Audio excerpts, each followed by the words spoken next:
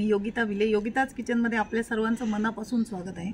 आज मस्त मी केळफूल काढून घेतलंय। पहा आपला केळीचा घड आता छान असा पुढे आलाय, म्हणून मी केळफूल हे काढून घेतलंय त्याचं। आणि आता केळफूल किती पौष्टिक आहे आपल्याला माहितीच आहे, भरपूर त्याच्यात गुणधर्म आहेत। पण ही भाजी याची कशी करायची, हे साफ कसं करायचं आपल्याला माहिती नसतं, म्हणून बरीच जण ते आणतच नाहीत। मार्केटमध्ये इझिली अवेलेबल आहे। आणि हे आधी सोलायचं कसं त्याचं कसं भिजवत ठेवायचं आणि नंतर त्याची भाजी कशी करायची ते मी तुम्हाला दाखवणार आहे। तर पाहूया मग काय काय साहित्य लागणार आहे ते। आज मी तुम्हाला दाखवणार आहे की केळफूल कशा प्रकारे साफ करायचं। अशा प्रकारे केळीला जेव्हा घड लागतो तेव्हा खाली खाली हे फूल येतं आणि मग एवढा त्याचा दांडा राहिला की ते कापण्यासाठी तयार होतं। वर आपला केळीचा घड आहेच, असा त्याचा दांडा जेव्हा रिकामी होऊन फूल पुढे येतं ना तेव्हा हे फूल भाजीसाठी काढलं जातं। मी तुम्हाला दाखवलेलाच आहे, केळीचा घड माझ्या झाडाला लागलेला आणि त्याचं फूल पण दाखवलं आहे। आता हे जे आहे ना हे मी काल काढलंय फूल, त्याच्यामुळे हे त्याच्या पाकळ्या आधीच अशा खुलल्या जात आहेत। हे अशा प्रकारे ते आधी सोलून घ्यायचं। हे पहा अशा प्रकारे त्याला ही फुलं येतात। हे पहा अशी छान फुलं येतात त्याला। ही फुलं आधी आपण काढून घ्यायची आणि हा जो भाग आहे ना हे बाजूला काढायचं। बघा कसं मस्त आहे त्याचं ते। हे आपण आधी असं सोलून घेऊया। असं सगळं बाजूला काढायचं।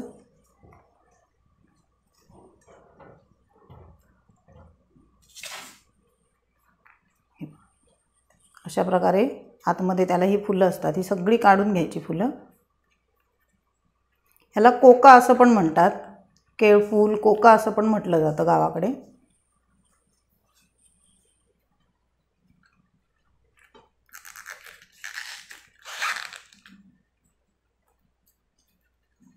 ते जर व्यवस्थित साफ केलं नाही आणि व्यवस्थित त्याची भाजी केली नाही ना तर कडवट होते ती भाजी, जरा जरी चुकलं तरी, म्हणून काळजीपूर्वक साफ करायचं ते।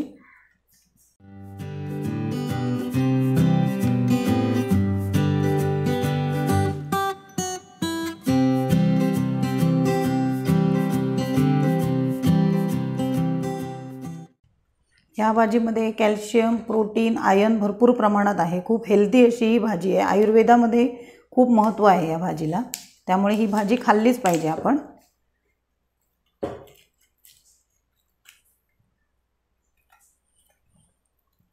हे पहा आता याच्या पुढे हे निघणार नाही। हे बघा हे आता पॅक झालंय। मग आपण हे इकडनं असं तोडून घ्यायचं आणि हा पार्ट बाजूला टाकायचा आणि हा पण कसा चिरायचा मी तुम्हाला दाखवते।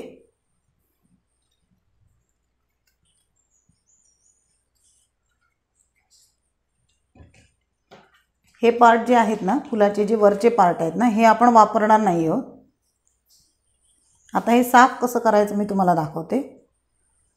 साफ करताना काय करायचं, हे आहे ना हे थोडंसं असं हातावर असं केलं की नाही की हे ओपन होतं। हे बघा हे फूल आता कसं ओपन होतं।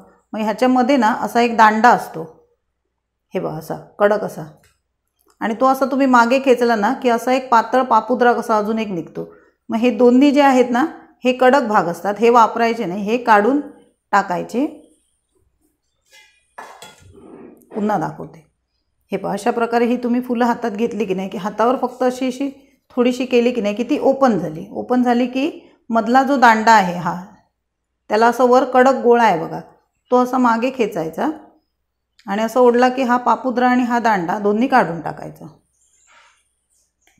हे पहा अशा प्रकारे।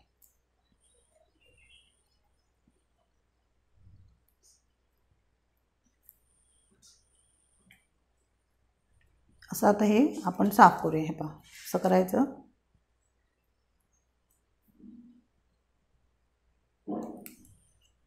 आणि ठेवताना व्यवस्थित अशी एकसारखी फुलं ठेवायची, म्हणजे आपल्याला ना कापताना सोपं जातं।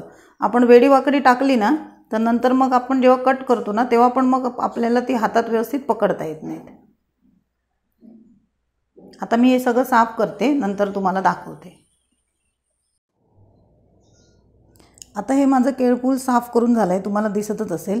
हे त्यातले जे मोठे असे कडक दाणे होते ना हे अशा दांड्या त्या काढल्या, त्याच्यानंतर हे पण पापुद्रे सगळे काढून घेतले आणि पूर्ण निघेपर्यंत काढायचं त्याच्यातलं। हे पहा ह्यातनं आता आपण काढायला गेलं ना की निघणार नाही, तेवढ्यापर्यंत त्याची फुलं आपल्याला काढून घ्यायची आहेत। आणि हे अशा प्रकारे मी आता हे पूर्ण सगळे साफ करून घेतलेत, म्हणजे आपल्याला चिरायला सोपं जातं. फक्त हे जेव्हा आपण साफ करतो ना तेव्हा हाताला थोडंसं तेल लावायचं, म्हणजे काय असतं ह्याला ना राप असतो, तो राप आपल्या हाताला लागत नाही. आता ह्याची भाजी कशी करायची ते पण मी तुम्हाला आता केळफूल साफ कसं करायचं ते तुम्ही पाहिलंच आहे. आता हे जे पार्ट आहे ना ते आपल्याला फेकून द्यायचं आहे, हे आपण वापरणार नाही आहोत. आणि हे जे आहे ना, आता काय करायचं आहे आपल्याला, हे एक मी अशा प्रकारे भांडं घेतलं आहे आणि भांड्याला आपल्याला ना पूर्ण थोडंसं अगदी तेल लावून, जसं आपण हाताला लावलं ना तसं भांड्याला पण तेल लावायचं आहे आणि त्याच्यात आपल्याला पाणी घ्यायचं आहे. हे नॉर्मल टेम्परेचरचं पाणी आहे, साधं आपल्याला पाणी हे घ्यायचं आहे. ह्या असं लावल्यामुळे काय होतं की ह्याचा जो राप असतो ना, म्हणजे डिंक जो असतो ना, तो भांड्याला चिकटत नाही आणि भांडं आपलं क्लीन निघतं. म्हणून हाताला आणि भांड्याला दोघांना पण आपण तेल लावून घेतलं आहे. इथे मी चॉपिंग बोर्ड आणि सुरी ह्यांना पण थोडंसं तेल लावून घेतलं आहे, म्हणजे कसं आपल्याला कट करायला सोपं जातं. आता हे आपण कट करून घेऊया. हे पहा अशा प्रकारे सुरीला आणि ह्याला पण तेल लावलं. आता ही भाजी आपल्याला अशा प्रकारे घ्यायची. विळीवर तर चिरायला अगदी सोपं जातं, पण आता प्रत्येकाकडे विळी नाही आहे म्हणून मी ही तुम्हाला सुरीनेच दाखवते चिरायची. अशा प्रकारे पकडायची आणि जेवढी तुम्हाला बारीक जमेल ना तेवढी छान अशी बारीक चिरून घ्यायची. भाजी तुम्ही जेवढी बारीक चिराल ना तेवढी ती चवीला पण छान लागते. हे पहा असं हातात आपण आता साफ करतानाच सगळे छान एकत्र ठेवली होती फुलं, त्याच्यामुळे ती आपल्याला कापायला पण सोपं जातं. हे बघा हे पहा अशा प्रकारे हे आता कट करून झालं आहे ना माझं. आता मी काय करणार आहे, हे जे आहे ना हे लगेचच मी पाण्यात टाकणार आहे. हे पहा असं, नाहीतर काय होतं हे फूल आहे ना, आपली चिरलेली भाजी जी आहे ना लगेच काळी पडते त्याला राप असल्यामुळे. हे असं लगेच पाण्यात टाकून ठेवायचं. आता मी सगळी चिरून घेते आणि नंतर मग तुम्हाला दाखवते. आता भाजी मी जी फुलं होती ना ती चिरून मी पाण्यात ठेवली आहेत. आता हा जो मधला भाग असतो ना त्याला काय करायचं आहे, इथला जो वरचा पार्ट असतो ना तो आपण वापरणार नाही आहोत. हे बघा हे अर्धा जो भाग आहे ना एवढा वरचा, ह्याच्यात काहीच नसतं. तुम्ही पाहाल तर हे बघा ह्याच्यात फुलं वगैरे काहीच नसतात, त्याच्यामुळे हा पार्ट आपण वापरणार नाही. हा पार्ट आपण टाकून देणार. इथनं खालचा भाग कापून घ्यायचा. ह्याला आता खूप जास्त जरा डिंक असतो. हे पहा इथे आतमध्ये त्याला अशा प्रकारे फुलं असतात. हे बघा म्हणून हा एवढा पार्ट आपण घ्यायचा फक्त. हे पहा अशी फुलं असतात त्याला. आणि हा आता आपण चिरून घेऊया. छान बारीक चिरायचा. आम्ही विळीवर चिरताना त्याला असं चोचवून घेतो, मी पुढे कधीतरी तुम्हाला दाखवेनच ते पण. हे त्याच्यामुळे कशी भाजी छान एकदम बारीक एकसारखी चिरली जाते. पहा किती डिंक असतो. आपण तेल लावलं आहे तरी पण सुरीला बघा कसं लागतं आहे ते. केळफुलाची भाजी जेव्हा आम्ही करतो तेव्हा केळफूल रात्री चिरून आम्ही पाण्यात ठेवतो आणि दुसऱ्या दिवशी त्याची भाजी करायला घेतो. बरीच जणं लगेच पण भाजी करतात, पण बऱ्याच वेळेला काय होतं तसं केल्यामुळे भाजी कडवट होते, त्याचा राप निघत नाही. निदान 4 तास तरी केळफूल आपलं भिजलं पाहिजे, म्हणजे हे चिरलेलं जे आहे ना हे भिजलं पाहिजे, तर मग भाजी त्याची व्यवस्थित होते.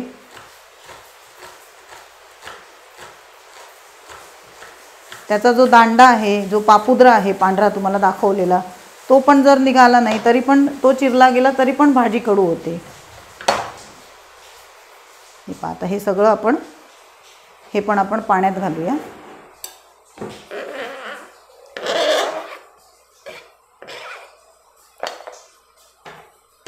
आता हे आपण भिजत ठेवूया. ह्याच्यावर एक झाकण ठेवायचं आणि हे भिजत ठेवायचं, म्हणजे सगळा त्याचा राप निघून जातो. आणि याच्यासोबत दुसऱ्या भांड्यात मी काळे वाटाणे भिजवते आहे, म्हणजे आपण दुसऱ्या दिवशी मग छान भिजतील ते. केळफूल आता आपण रात्री भिजवलं होतं. आता सकाळी आपण काय करायचं, हे जे आपण भिजवलेलं पाणी आहे ना ते काढून टाकायचं आणि अजून 2 पाण्याने स्वच्छ हे धुवून घ्यायचं. बरीच जण काय करतात की राप, म्हणजे जर मोठं केळफूल असलं आणि राप निघण्यासाठी थोडंसं मीठ घालतात आणि मिठाच्या पाण्याने धुवून काढतात, पण मी मीठ घालणार नाही आहे. मी फक्त हे पाणी काढून टाकणार आणि अजून 2 पाण्याने स्वच्छ धुवून घेणार आहे, नंतर तुम्हाला दाखवते. आता केळफूल मी 2 पाण्याने स्वच्छ धुवून घेतलं आहे आणि अशा प्रकारे पिळून त्याचं सगळं पाणी काढून घेतलं. हे बघा एकदम छान मोकळी अशी ही भाजी माझी आता मिळाली आहे आणि मी तुम्हाला सांगितलेलं की ह्याला तेल लावायचं म्हणजे राप अजिबात लागत नाही त्याचा। हे पहा आपलं बाउल जे आहे ते एकदम स्वच्छ एकदम क्लीन आहे, अजिबात त्याला कुठेही डिंक वगैरे काही लागलं नाही। आता मी ही भाजी कुकरमध्ये शिजवून घेणार आहे। हा मी कुकरचा एक डब्बा घेतला आहे आणि थोडंसं अगदी पाणी घातलं आहे, हे बघा अगदी अर्धा कप पाणी घातलं आहे, त्यात ही भाजी घालणार आहे आणि कुकरला 2 शिट्ट्या करून शिजवून घेणार आहे। जर केळफूल जून असेल तर मग एखादी शिट्टी तुम्ही जास्त केली तरी देखील चालेल। आता इथे कसं याच्याचबरोबर मी वाटाणे पण शिजवणार आहे म्हणून मी 2 शिट्ट्या करणार आहे। दुसऱ्या डब्यात मी वाटाणे शिजवून घेणार आहे। आता ही शिजवताना मी काहीच घालणार नाही आहे, फक्त भाजी यात घालून शिजवून घेणार आहे। तुम्ही बाहेर टोपात पण ही वाफवून घेऊ शकता, म्हणजे थोडंसं पाणी घालून वाफवून घेऊ शकता। आता मी ही शिजवून घेते। आता ही चिरलेली भाजी कुकरला छान माझी शिजवून झाली आहे, 2 शिट्टीत एकदम व्यवस्थित शिजते। आता याला फोडणीसाठी मी मोहरी घेतली आहे, हळद घेतली आहे, मालवणी मसाला घेतला आहे, चवीनुसार मीठ, थोडंसं एकदम गूळ आणि 2 कोकम, हिंग, कांदा। ह्या भाजीसाठी मी कांदा थोडासा जास्त वापरते म्हणजे जरा भाजी खायला पण छान लागते। ओलं खोबरं आणि काळे वाटाणे हे मी बोंडाबरोबर वेगळे शिजवून घेतले होते। आता आपण फोडणी करायला घेऊया। आता मी इथे कढईत तेल गरम करून घेतलं आहे, त्यावर मी घालते मोहरी, हिंग, बरीच जण कढीपत्ता पण घालतात, तुम्हाला आवडत असेल तर तुम्ही घालू शकता, मी काही घालत नाही। आता घालते कांदा बारीक चिरलेला,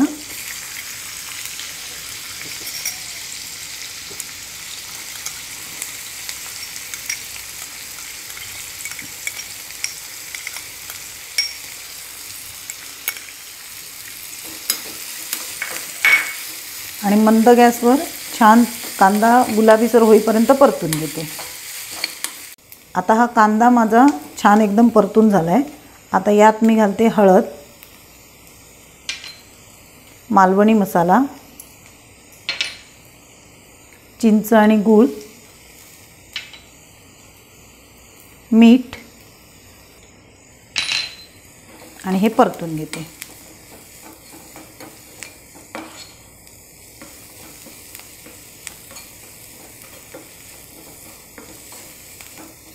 यावर आता घालते काळे वाटाणे,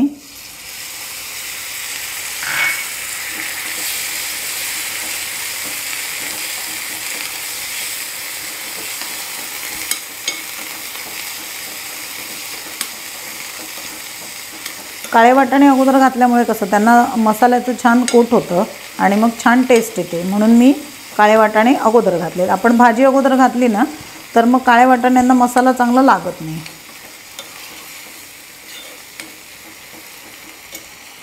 आता ही शिजलेली भाजी घालते,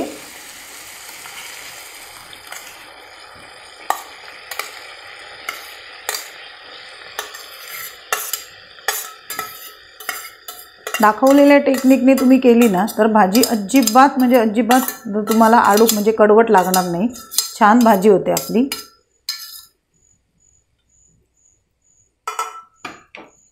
आता यातलं पाणी आपल्याला सुकवून घ्यायचं आहे। गॅस थोडासा वाढवते मी। तुम्ही जर या भाजीसाठी लाल तिखट वापरलं तर तुम्हाला वरून थोडासा गरम मसाला घालावा लागेल। मी मालवणी मसालाच वापरला आहे, त्यामुळे काय मी इथे वेगळा अजून गरम मसाला घातला नाही आहे यात। आता हे चांगलं मिक्स झालं आहे। आता यात मी घालते ओलं खोबरं आणि हे मिक्स करते।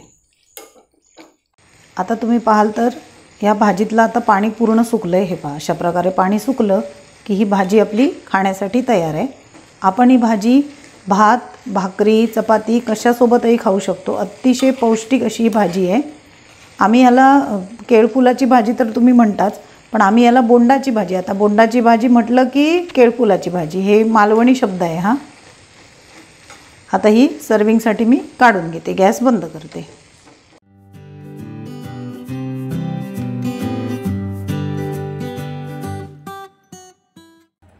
पाहिलंत ना तुम्ही भाजी बनवायला किती सोपी आहे ती। तुम्ही या पद्धतीने जर भाजी बनवली तर भाजी अजिबात कडू म्हणजे आडू अजिबात होणार नाही। ही पद्धत अगदी पारंपरिक पद्धत आहे भाजी बनवण्याची, मालवणी पद्धत। आता तुम्ही देखील ही भाजी करून पहा आणि कशी वाटली ते कमेंट करून मला नक्की कळवा। थँक्यू।